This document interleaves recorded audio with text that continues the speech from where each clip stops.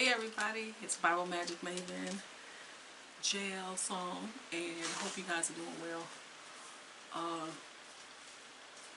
I've been into my day, and thanks for coming in to my evening with me.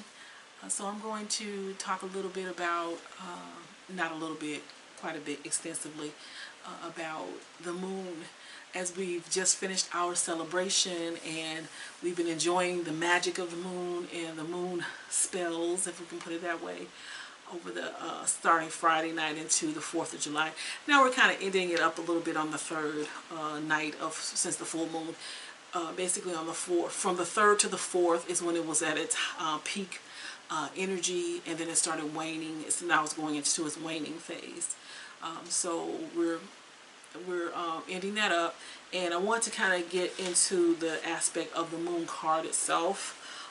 So, you know, talking about how the moon governs our bodies. I talked about that in my my prior vid, the very first one about the full moon ritual, video number 1, and kind of went into the aspect of how our cells are 70% water and how we are governed by the moon in that manner. So just going a little bit into that as we kind of wrap this up regarding the moon. I want to talk about the moon card itself. So I welcome you into this evening once again. I want to send a shout out to all of my mavens and my sons. I talked about the 3-point magic, and I talked about the Son, the Father, and of course the Papa, or the Holy Spirit, as some might call it, but it's really the Papa energy. And then I talked about the maiden, the mother, and the crone, or the elder woman.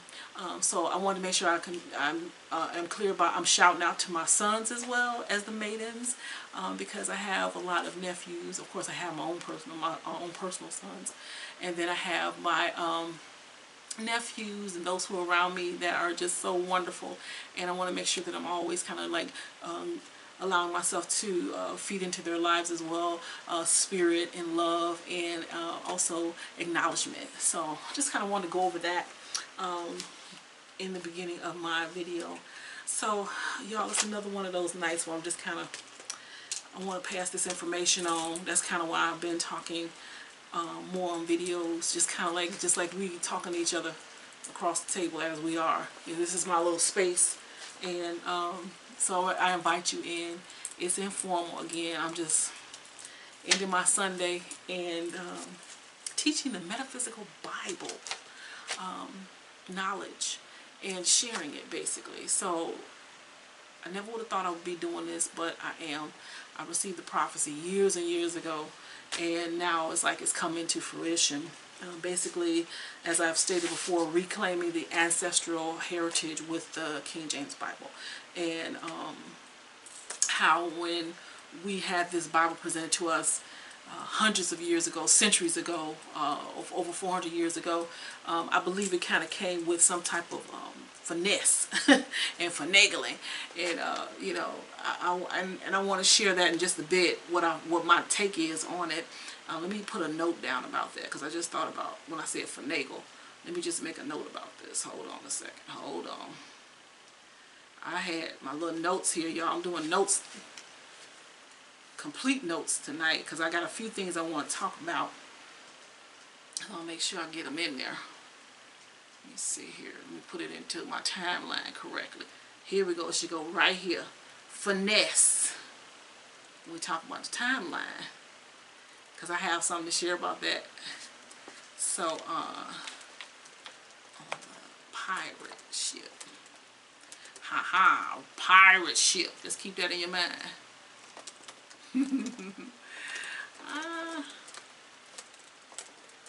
At the gateway.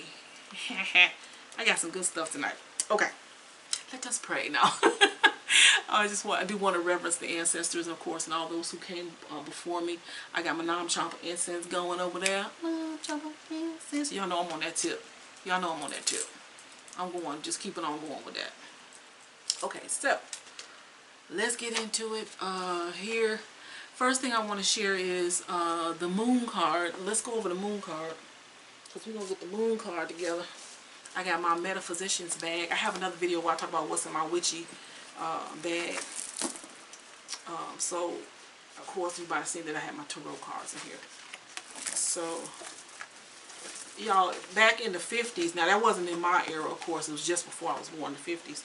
They used to have, doctors used to do house calls. So I'm just, again, I'm sharing wisdom and knowledge and experience with my sons and the maidens, and of course mothers and crones as well, and fathers and papas. But put that card right there. And doctors used to do house calls, what they call house calls, and they would have these physician's bags that look like this, but they were black.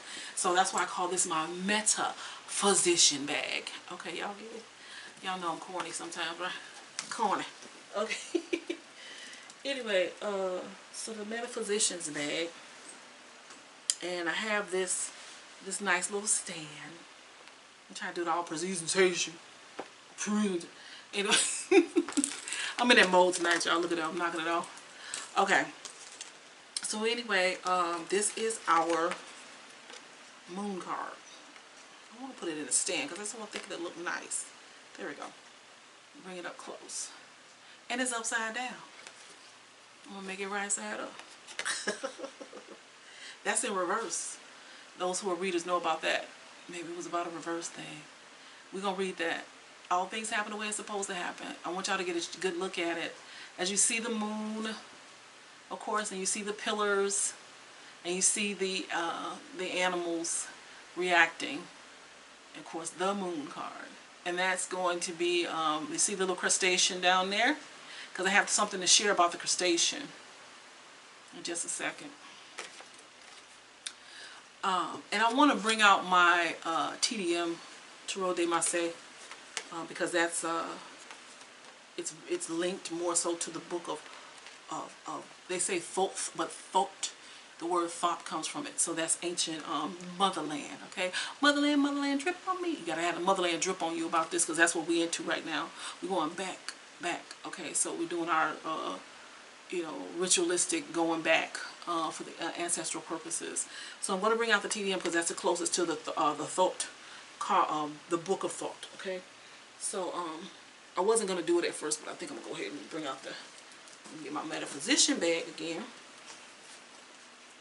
And I have I got to find of course the TDM cards, the Tarot de Marseille, and it is French. So that goes a lot back into Creole heritage, Creole French, and that's where I kind of picked it up from when I was learning the Tarot and this version of it and how it linked into the motherland. So I'm going to get the moon card out because I want to show you guys the difference between like the Tarot de Marseille and of course the Rider-Waite deck. Now the Rider-Waite deck is more so 1800s. The Tarot de Marseille goes back more so thousands of years because it goes back to ancient Egypt or Kemet. And this is actually the from the book or the scrolls, if you want to say that. The symbolism thereof, the symbolism which was the first language, and of course that comes out of Africa, comes out of the motherland, out of Egypt, which they use symbols. That's where we get the hieroglyphs from. So that's where the cards came from. And of course the King James Bible, as I've mentioned in other of my work, that the King James Bible is the written word of the storyboard picture cards, which is the tarot or the trump cards, if you want to put it that way, or the book of Thoth. That's where it comes from. So they put it in card form so people can, you know, it can be easy for people to really get it. So those two cards, and so I just want to have both of those out. I always want to like kind of share from those two. So now, okay, so this one also has the crustacean. I'm going to show this one close to, without confusion. I want to put it like that. You don't see that. Leave it under the light. You see the crustacean. It's just a little different. This is more of a cartoony one. It's not the original. I have some originals that's supposed to be coming. More so closer to the original.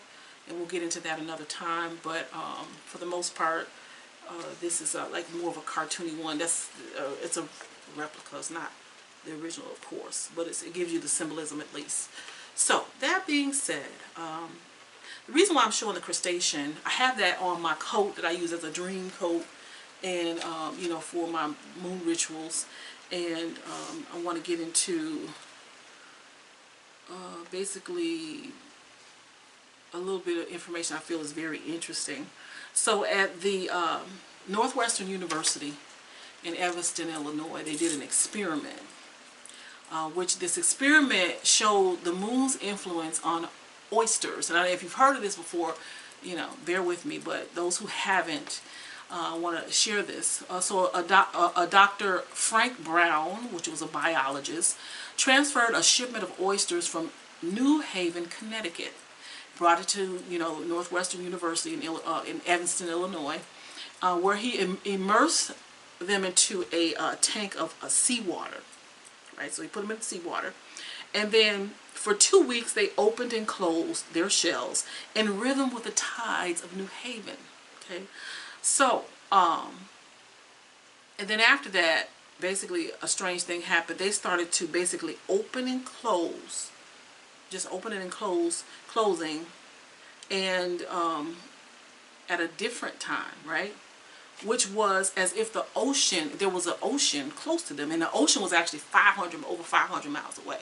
So they started opening and closing, and that's when they realized that they were really being, those oysters were then being governed by the moon. Okay, so the changing of the tides and the moon, with the moon. So even though there was no ocean around, so a lot of people think that it was the ocean that makes these oysters, you know, and crustacean, put it that way, you know, respond. But it's really more so just the moon itself, and we're all organisms. So bringing that back into us being living organisms, that's the experiment, and it kind of gives us that kind of tie-in. So that's one of the reasons why we see that you have the crustacean on the moon card. And then there's some other symbolism we won't get into, but I just wanted to kind of bring home that organism, and then our bodies having the water, and then that whole aspect of you know, being able to become more so in tune with the governance of the sun, the moon, the stars, the constellations, for ourselves. And what I try to do, I try to disconnect, you know, from like people. Sometimes I try to disconnect because I want to be able to be in my natural state, so that I can hear things properly from spirit realm and see things and dream dreams and things like that.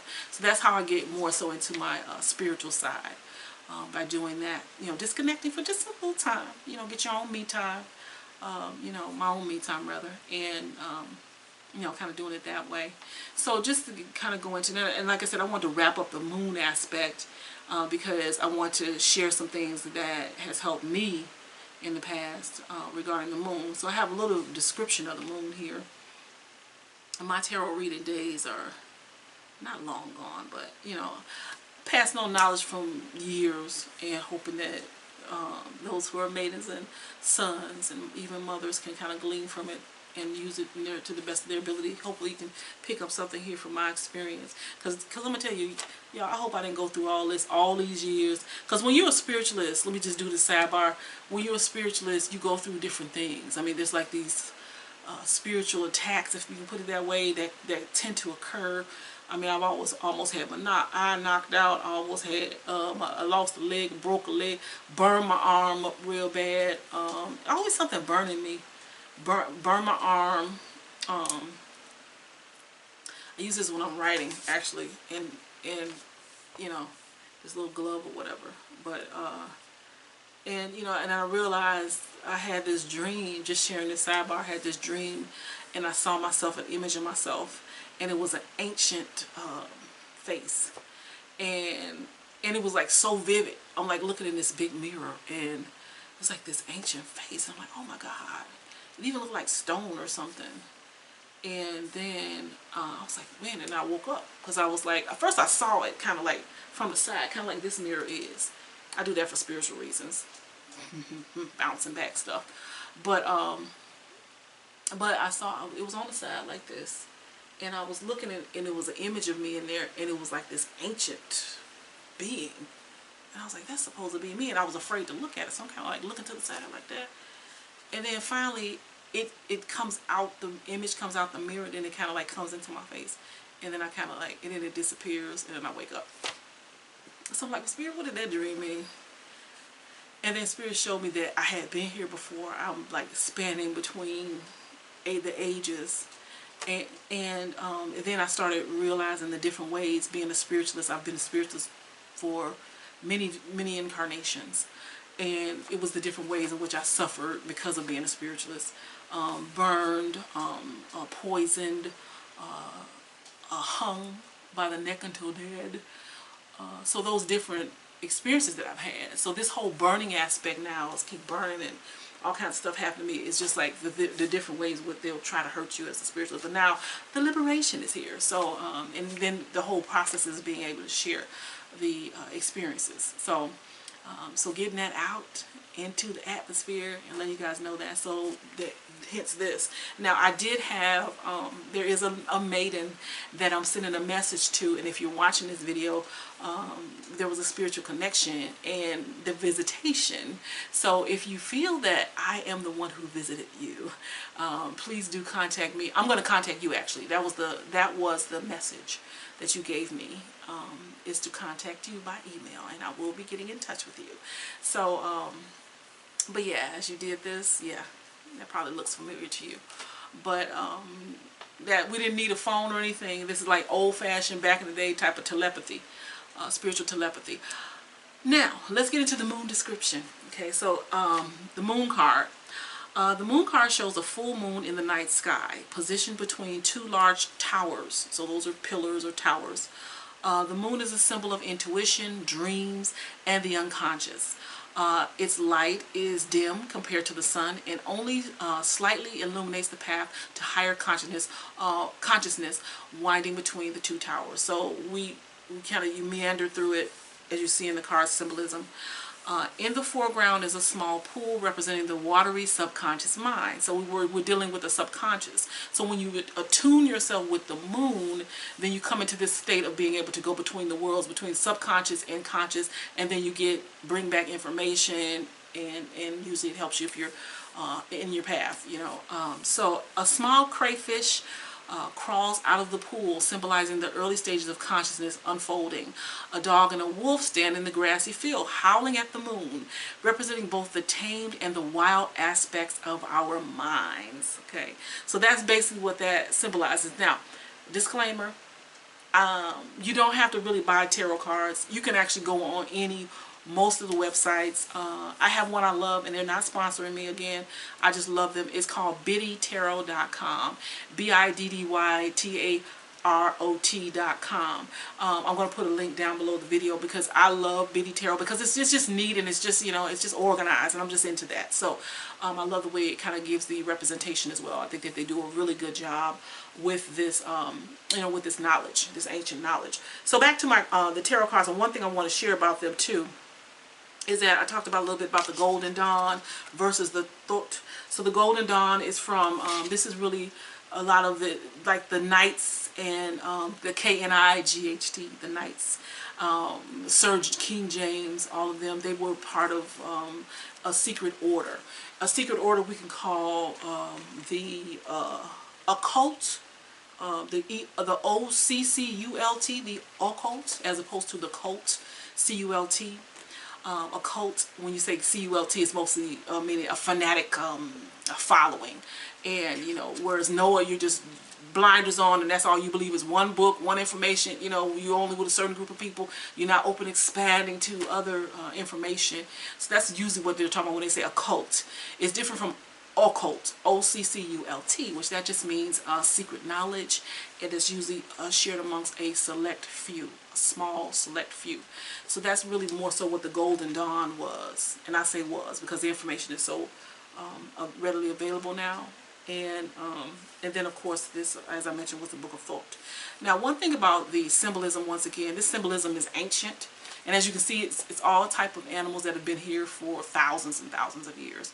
So, in the thoughts regarding it and surrounding it and pondering on it and being able to, you know, discern from it and use it in your daily lives.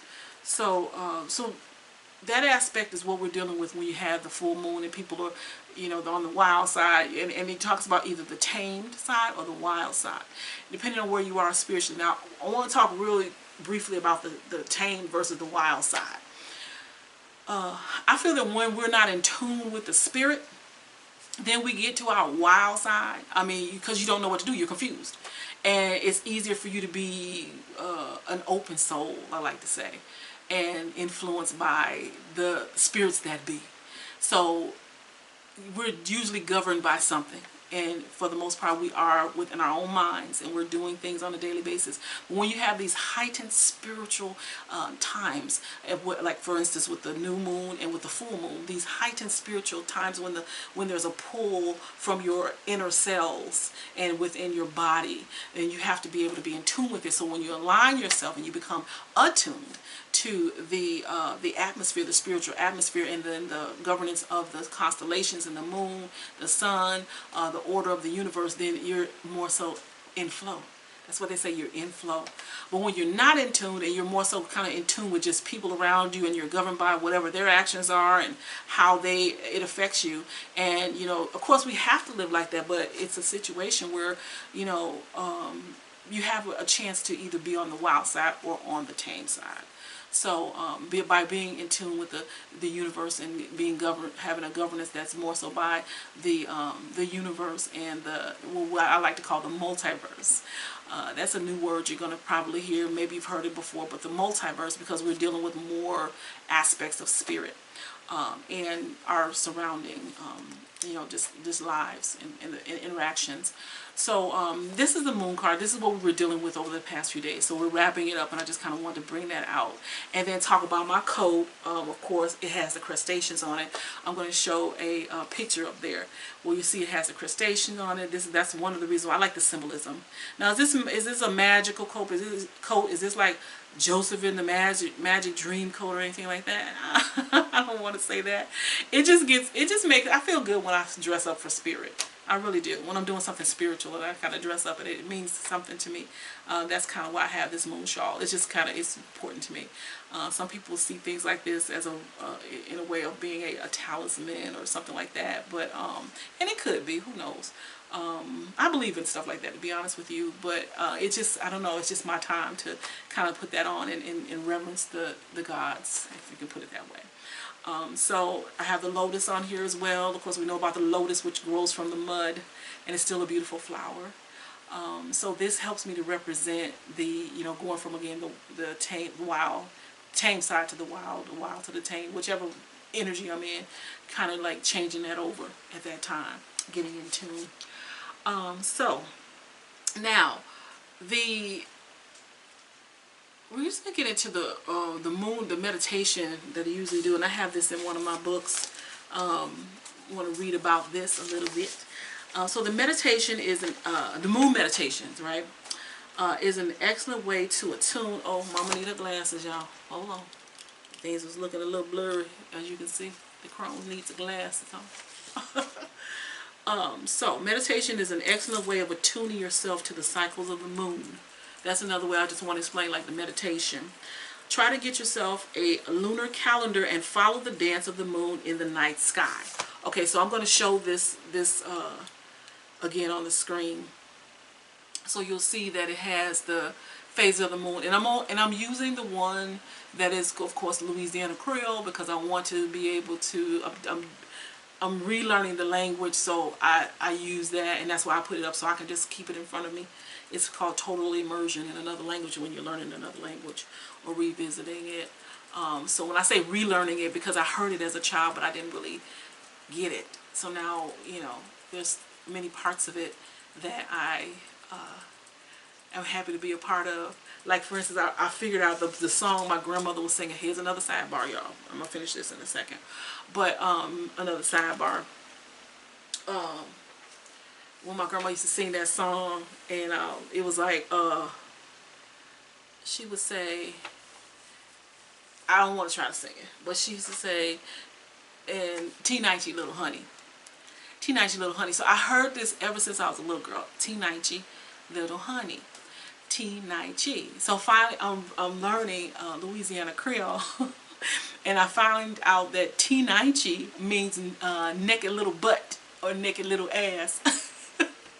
And I was like so elated when I read that. I'm like, oh my God, that means naked little ass, naked little butt.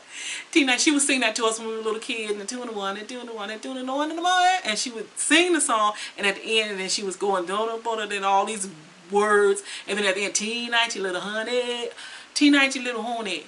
So it meant naked little butt or naked little ass, and I thought that was cute. So yeah, it was just awesome. But anyway, I just wanted to share that. But that's why I'm sharing this particular version, because as I'm learning the language and revisiting ancestral memories and just kind of going into that cell memory and grabbing things out, that's just dear to me. So that's why I put it there. So it's basically the moon phases, and it's in Louisiana Creole, but it's the moon phases, and it, you know, you can kind of decipher it. If you have questions, just leave them for me in the comments and we can talk about it in English. But so back to the meditation. Moon meditation. So meditations is an excellent way of attuning yourself to the cycles of the moon. Try to get yourself the lunar calendar like this, and it kind of goes over the phases. And I'm going to show a lunar calendar. This is going to be in English, and this is the lunar calendar. So this one is the one you can watch the phases of it, and it gives you different energies, of course, the whole time. Now this is one of my, back in the day, I've had this for at least, y'all, about 30 years. What is, wait a minute, it's a copyright on here somewhere. Yeah. No, I didn't. Hold on. I don't know why I thought I had this longer than that. Hold on, y'all. Let me figure this out, because I want to know. Not 30 years. So what is, let me see, 2020, 1996.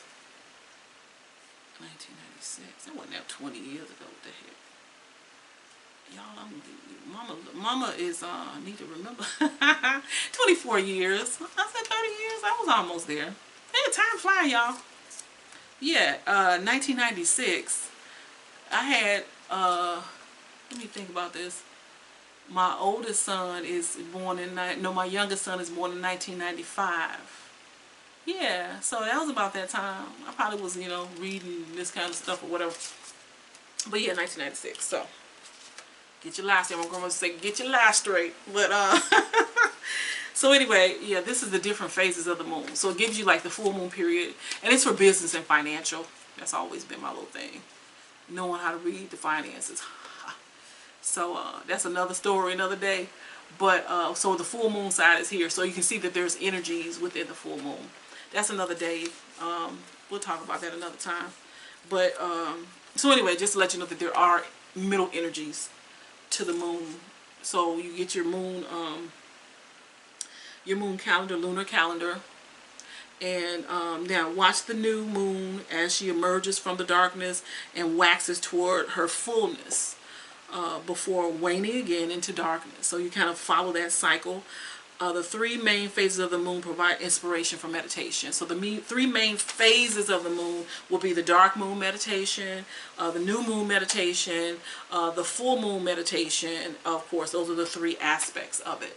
So getting into those type of meditations helps you to just kind of stay in tune so that you can get your magic on, so you can really get a good understanding, and an understanding of what it is that you have to do for your spiritual walk. And you can manifest, okay? You can really manifest. And I'm not telling you something that I don't know personally. I've been manifesting for a long time, okay?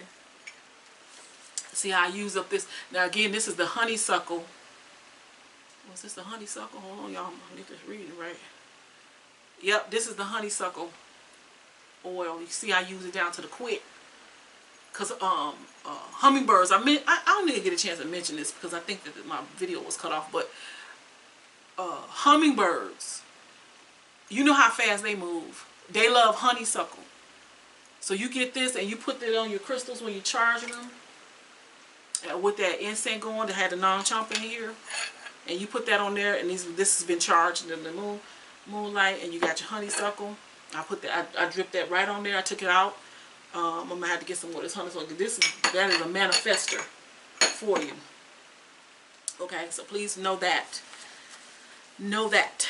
Okay, so now what's next on my agenda? I'm gonna wrap this up. Let me see here. So I hope you guys are had a good evening. I hope you're being productive, and I hope this is helping you.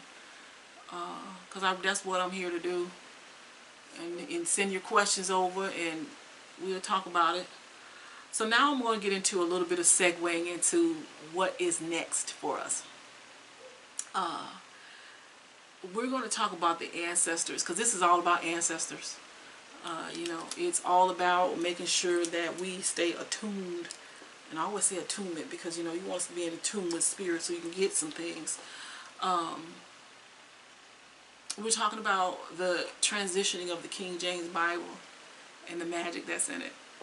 Because I want to segue into it and start really just teaching that. I'm going to go in because what I would like to do is talk about how we're going to change over this energy back to the black is king.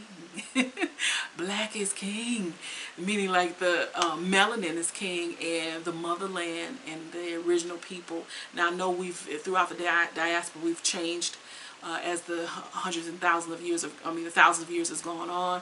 However, there is a certain reverence that's going on because many people know that it's time.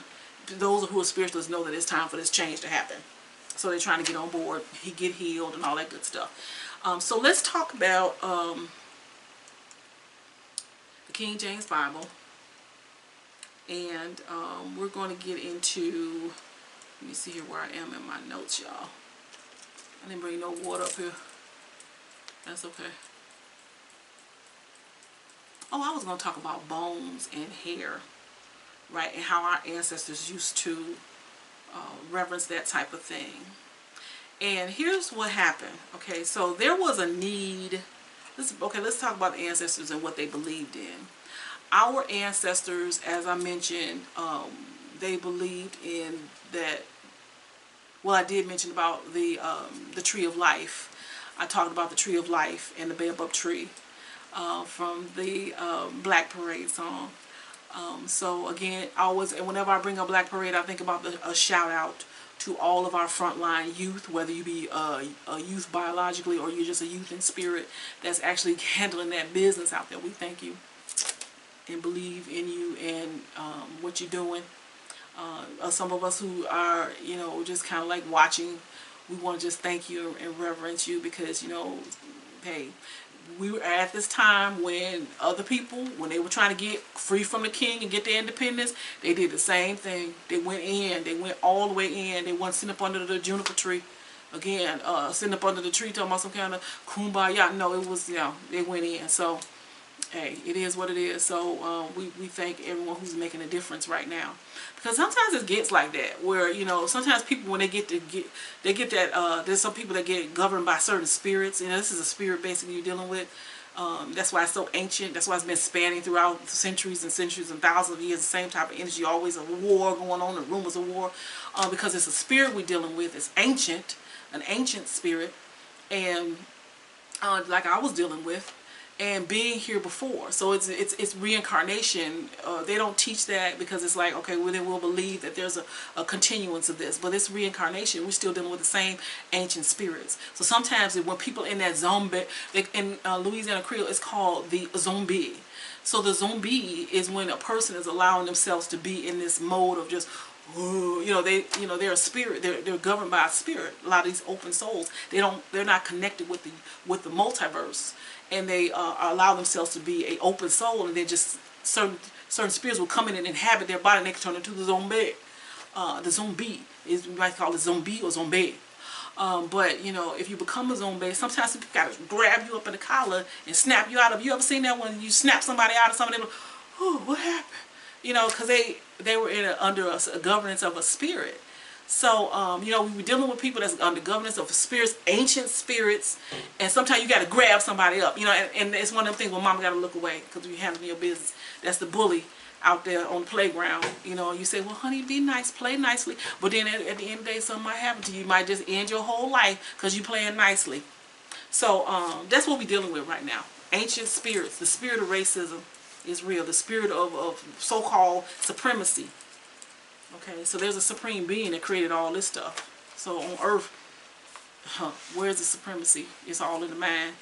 So you got to grab people up, and if you do, well, you know, hey, I like to think of it, you know, sometimes you get into that position where you say, well, play nicely, you know. When other people are not thinking like that, you're thinking, oh, you know, honestly, love everyone and play nicely. And other people thinking just the opposite. So, hey, everybody will sit here for a purpose. And if that's not your personal purpose to be out there grabbing up people in the collar, well, you know, but then just let other people do what they got to do. We all going to serve our purposes.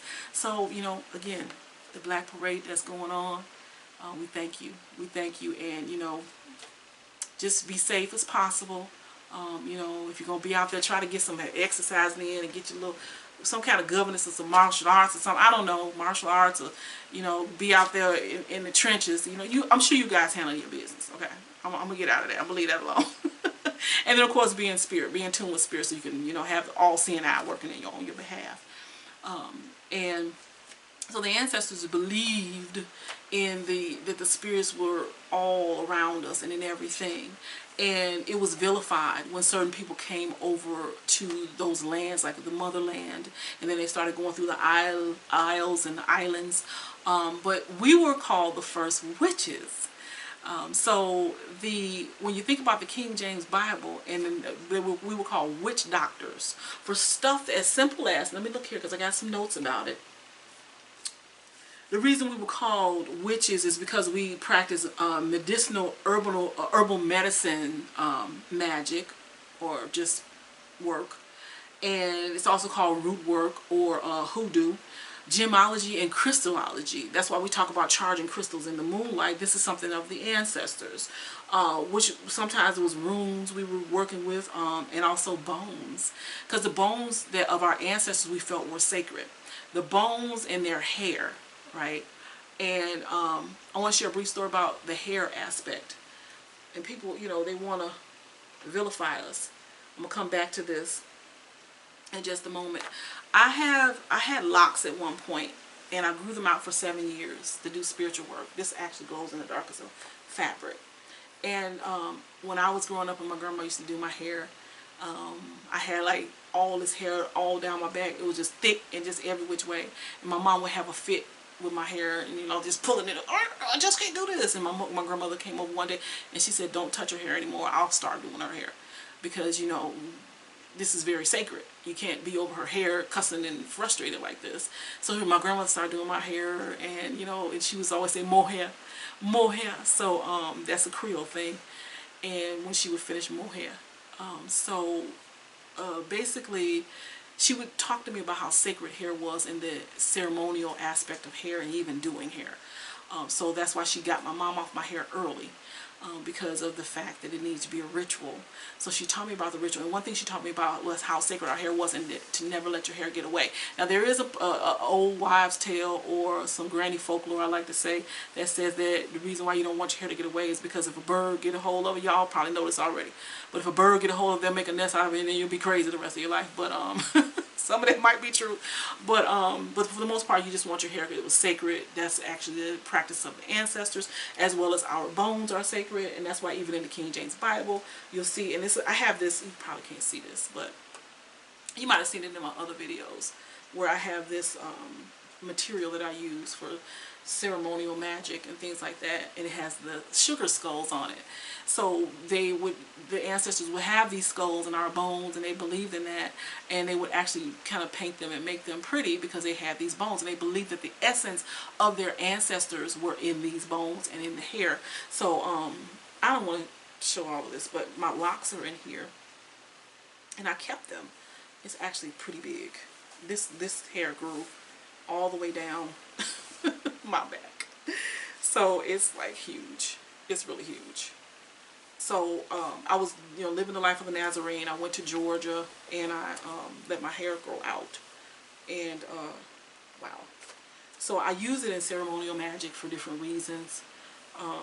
But one thing I realized is that I didn't start believing in the whole bird nest and all that kind of stuff. I started saying that you know, if I put a protection spell on it, it'll be fine. So so I went to the sacred burial ground of my ancestors in Missouri, in Haiti, also known as early Haiti. Okay, a lot of those who were from the Haitian Isles at that time when they were doing the French Haitian thing, and they were occupying Haiti. Then they brought us over to Louisiana, and I went to you know, the burial ground of my ancestors, and they are in Haiti or Haiti, Missouri or Missouri, right? So I took some of my hair and I clipped it, and I said I wanted my DNA to be there with my ancestors, and I'm like, okay, this is the ceremonial magic that I did. The ones who are buried there is my grandpa. He changed his name to Johnson from, of course, his Creole name. That was a requirement. That's a whole other day. That's a history where we had to change our names. We couldn't use the hyphens anymore, things like that. So he chose Johnson, Elijah Johnson, or we call him Eli. And then my grandma, Ada. And then my aunties, my great aunties, and then great uncles as well. And some other relatives were at this particular sacred burial ground. So I take my hair and I do my, you know, ceremonial magic, and I put it out into the grounds of this burial ground. And, you know, didn't think of anything of it. And before I left, all of a sudden, now y'all, hey, you can take it as you want, but there was this anonymous, I don't know where it came from, I don't know, deposit into my bank account. And I'm like, okay, what's going on with this? You know, didn't think nothing of it. Then, you know, before I left Missouri, and then I came back to Wisconsin, and when I came back, my hubby said, oh, some branches, the lightning struck this tree by your car, and it fell by your car. So I'm going to show this picture. This is what happened to my car. So as soon as I saw that, I'm like, they heard me. My ancestors heard me. So I was like, wow. It was like amazing right at that time. So so back to the bones. Their bones are there. And of course, bones are everlasting. Bones and hair is everlasting. So that's what our ancestors believed, and they were vilified for that. People coming over wondered what we doing, like looking and, oh, they're doing this, and vilifying it. So they believed in the bones, runes, astrology, looking up at the stars, and believing that they're governed by the stars. They were. There was also the divining and also the symbolism through the tarot, or just really the hieroglyphs more so, and that's where we see the symbolism. And then also the animal sacrifices. So if you look at the King James Bible, it has a lot to do with the blood and animal sacrifices. Where does that come from? Where have you heard that from before? Well, really all we were doing was we were actually eating our food, and we were having ceremonial magic with the animal by, you know, connecting with it and then allowing it to lay down its life for us, and then we would eat it. At that point it was more of a ceremony, and then there were things that were done with the blood, for, you know, different other rituals. So that was being vilified. So we were seen as savages, what they would call us a witch doctor, and just for those type of sacred ceremonial practices. So this was all about, now this is something where you might see it as malice, and I heard this one time where someone said that people rarely do things out of malice. They do things out of self-interest, which that's kind of someone's thought, but it kind of rung with me, because if you have something where you're trying to govern someone, they can't be thinking that everything has God in it. They have to believe in one God, as the movies say, and one man. One man saves the day. So when they came over, and when they, meaning these pirate ships for the ancestors, they had to change their thinking. Now they couldn't beat them with might. They tried hard. They really tried hard, but they couldn't beat them with might. So they had to actually use some other things. So what they did was they used the actual governance that our ancestors found themselves under. So that's why they took a book, and they told them that this book was, and then who knows what the finesse is. I'm back to that again. It was some kind of finesse with it, the reason why we followed them like that. I really believe that. And I know that they say, oh, we were selling each other too, and that's a part of it. But to get on a boat and go way somewhere, you didn't know where you were going, it had to be some kind of finesse in it, is my take on it. So, you know, I'm going to go into, let me see, talk about this, let's see here. Give me a second, because I need to go over some notes here. The Bible Project. So the reason why I talked about that is because of the rituals that we had and how they were vilified, and we would start to be called witch. So we were the witches. And I'm going to tell you why I feel that this is true. The original King James Bible, just a little history of it and just brief history, is that there were two different Bibles at the time when King James was on the throne. Two different Bibles. One was called the Geneva Bible of 1560, and then the Bishop's Bible of 1568. And it was confusion there and conflict, because basically the main point of the Geneva Bible was that it was, it was anti-royal. It was saying things like when the king was put on the throne, the society was ran like like an oppressor. They ran it like an oppressor, the society. And then there was a Bishop's Bible, which basically had Queen Elizabeth I, her picture was on it, and it was more so, I think they were just saying it was boring. So they didn't want to use that one, so King James had to think of a way to get something out there to govern people's, to work on controlling people's governance, what they believed in. So what he did was, he commissioned this Bible project in 1604. At that time, he was the King James I of England and the 6th of Scotland. And with the project, at that time, let's just sidebar, the body politics and religion were one and the same. In our country, there's a separation of church and state, but at that time it wasn't. And so they went hand in hand. There was no separation of church and state, so it was all together. And King James wanted to feel this need of a new Bible. So what he did was he offered a translation and his version of the Bible. And what it was is that there was 3 points he wanted to make with this Bible. This is going to be interesting. One, it had to hold true to the vast number of original ancient texts. And I'm going to get to that in a moment. The scrolls and the papyrus, all that kind of stuff. He wanted to keep it the same because he was making a pantheon. He was bringing all of these religions and spiritualities together in one book. And I'm going to show you why he did in a minute.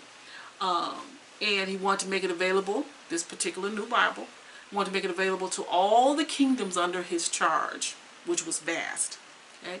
And the last one is what he did. And this is, if I was on their side, I would be like, this is brilliant. You can get what you need done now. Okay? Because here's what he did. He wanted to show that the God, one God, now they changed it from the pantheon to one God. Even though the Bible is a pantheon, he wanted people to believe that there was only one God. And get this, that God was the king. He wanted to show the kingliness of God. Okay, so that was basically a strategic ploy, right? So, and it was something that had proved to be, like what they're saying, is such a political tool that it was the best that anyone had dreamed of. And in essence, if you see 400 years later, it's still going forward. What do you think? Okay, although there's other governances with it. So basically, he put together this pantheon and said it was only one God and God was a king. Okay, so now we have these people who are following the king, and oh, God is the king and God has a crown, and he put everything in there together to work for his benefit, right? 400 years later, that's all I gotta say. So now here's what his mission statement was in the Bible, and I'm gonna show a picture up here of here where this was the original Bible, what it looked like. Now on the front of it, do any of them people look like us? Are those any of people of color?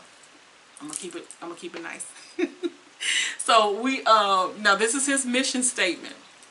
We desire that the scripture may speak like itself, that it may be understood of the very vulgar. This is a real statement now. This, if it's a lie, it's in what I researched. I'm just imagining how they talk. Oh, the very vulgar.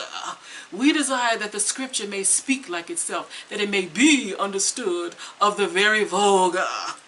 Okay, y'all, I'm through with that. So this is what we have here.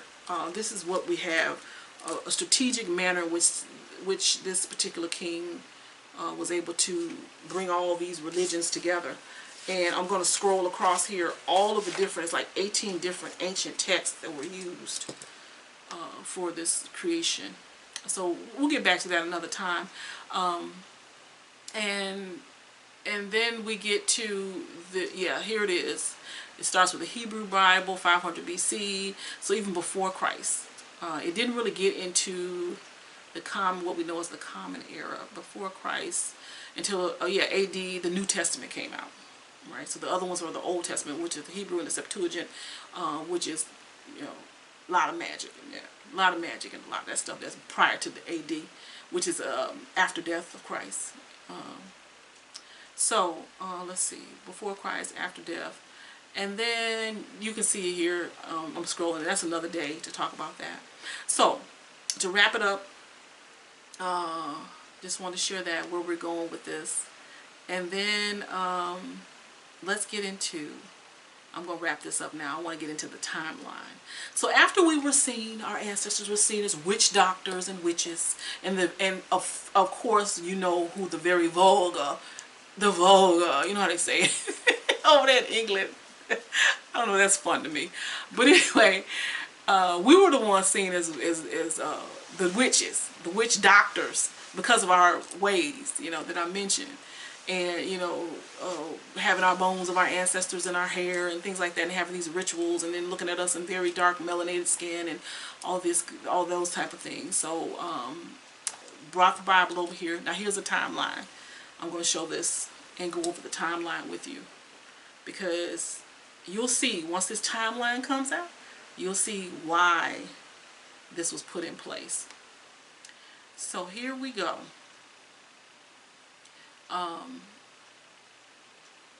Here across the screen here, have a look at the very top. I have the lemniscate.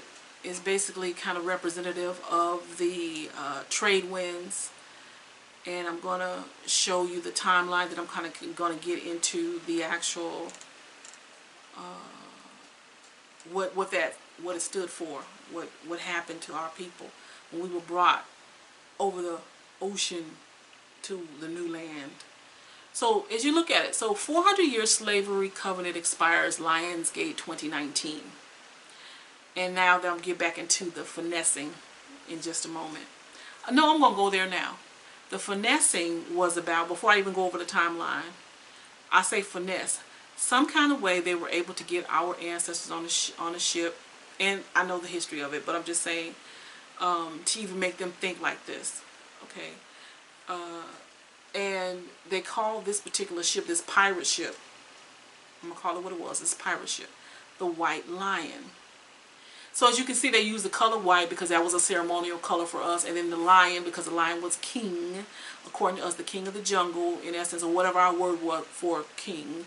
And then we have the king who is commissioning this, and God is king, and and so on and so forth. So I felt that that's the finagle. I feel that that's the finagle.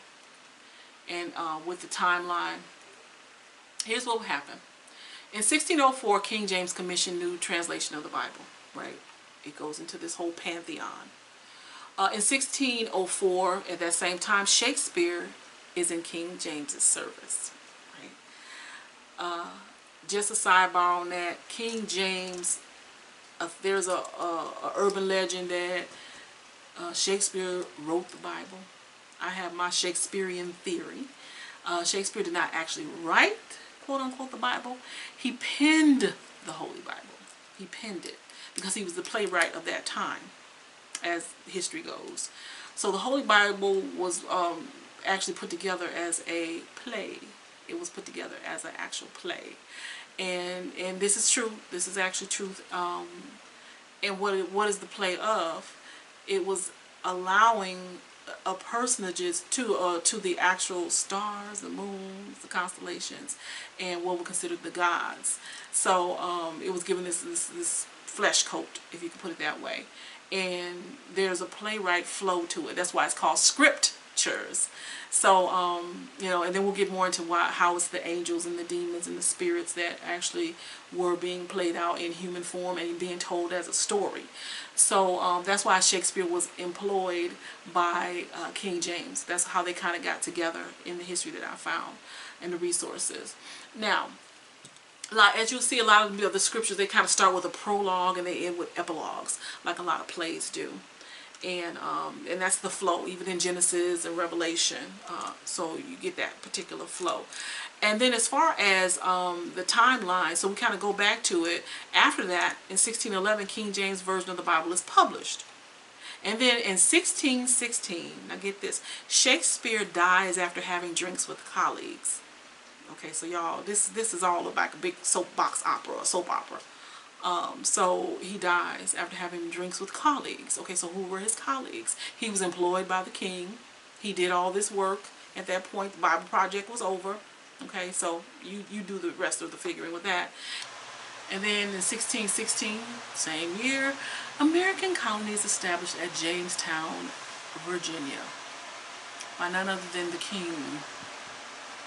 And then, of course, 1619, the first enslaved, and we say slave, I'd rather say enslaved, the first enslaved and the Africans come over on the pirate ship named the White Lion, and so on and so forth. And that was in Jamestown, at the James River, in Jamestown, Virginia. So, needless to say, there that is. And I'm going to keep moving on, so I'm going to leave it there. So, I'm going to cut it off here, but, you know, it's a lot. I gave a lot of information. But, there it is. We talk about the transatlantic trade routes. It's also called the triangular trade was being established. It got its footing in that era, in that time. And I get back into the finagling. So the pirate ship came over to you know, the trade routes and for the human capital or cargo for free labor. And you know, changing the governance and so on and so forth. So I'm going to leave it with that. So I have a new thing I want to do with y'all. Give you some homework leaving. We want to say, riddle me this. Okay, so riddle me this is what it is. And when we get into it, it's going to be in Genesis. It's going to give you a little homework in Genesis. If you read Genesis 1 through 5, I'm going to close it out with this. Genesis 1 through 5. Let's see here. I had it up. Let's see here. I have this riddle me this. 1 second. Genesis 1 through 5. Bible Gateway. Here we go. In the beginning, God created the heaven and the earth was without form and void, and darkness was upon the face of the deep. And the Spirit of God moved upon the faces of the waters. And God said, let there be light, and there was light. And God saw the light that it was good, and God divided the light from the darkness. And God called the light day, and the darkness he called night. And the evening and the morning was the first day. Okay, so here's the riddle. Let's get into this riddle. So that happened in verse 1 through 5. When you go to 15, and then God said, let them be for lights in the, well, verse 14, I'm sorry. And God said, let there be lights in the firmament and the heaven to divide the day from the night. And let them be for signs and for seasons and for days and years. And let them be the lights in the firmament of the heaven to give light upon the earth. And it was so. So if we go from Genesis 1 through 5, and there was a light that was given, and then we get to 15 and we get the lights in the firmament, what were the first lights? So that's the riddle me this. So until next time, this is Bible Magic Maven, and hopefully we can continue this lesson. If you stay with me, it's more to come, definitely. But it's been a pleasure. Thanks for coming by this evening. So we'll talk more soon. Take care.